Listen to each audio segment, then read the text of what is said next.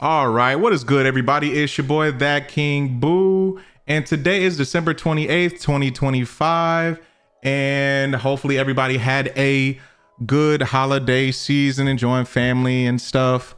I wanted to hop back and, share some news with you guys, and today I got a couple articles for you, and we're going to start out with Sony. Sony is doing some pretty interesting things. Let's read the article. Sony files AI censorship patent to make PlayStation games playable for all ages. Okay. Sony has stepped up its push to future-proof PlayStation as it prepares for the next generation consoles. Recent system updates for the PlayStation 5 shows incremental improvements. At the same time, Sony has begun testing technologies that could shape the PS6 era. One of the most striking developments comes from a newly filed patent focused on artificial intelligence and content censorship. The technology aims to make games adaptable to different audiences without changing their core design. Filed by Sony Interactive Entertainment on December 9th, the patent outlines an automated system that analyzes live game audio and video. The processor that alters that content based on user-defined preferences. Sony designed the tool to work across multiple platforms, including rival consoles. The patent describes AI models that scan gameplay in real time. The system identifies content that users want to censor.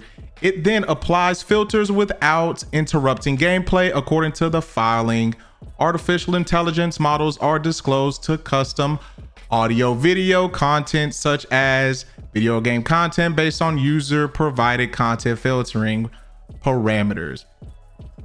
I mean, let's keep it a buck. It sounds good, but what if there's an uproar on the internet of a particular game, of a certain part of the game that say a group of people don't like, and instead of you going through your parameters personally and basically censoring that for yourself within the parameters of the system, Sony has the power to actually censor it for you. So honestly, I think this is not a good sign. This can quickly turn into a slippery slope. Because unfortunately in today's age, people are easily offended, and people, really love to stir up controversy over a lot of things, whether it's big or small, it doesn't matter. And if you read your terms of service, like, Sony can't go into your PlayStation and basically start changing things. And I honestly think this isn't a good look, in my opinion, especially using the dreaded AI. Honestly, people have to understand, this is why we have game ratings, rated E for everyone, rated T for teen, rated M for mature. That's why these things were made. And honestly, say, like, for instance, right, you have a kid that wants to play the new GTA, and you can use this system to censor a lot of stuff, say with the new GTA 6. But honestly, should your 13-year-old or basically under the age of 17, right, should your child even be playing this game? No, they shouldn't be. Honestly, I think Sony is going to make this sound good, but I think with all of the stuff going on in the world, and how, a lot of people that are voicing their opinion within gaming as of right now could mess up certain aspects of gaming. Let's continue read.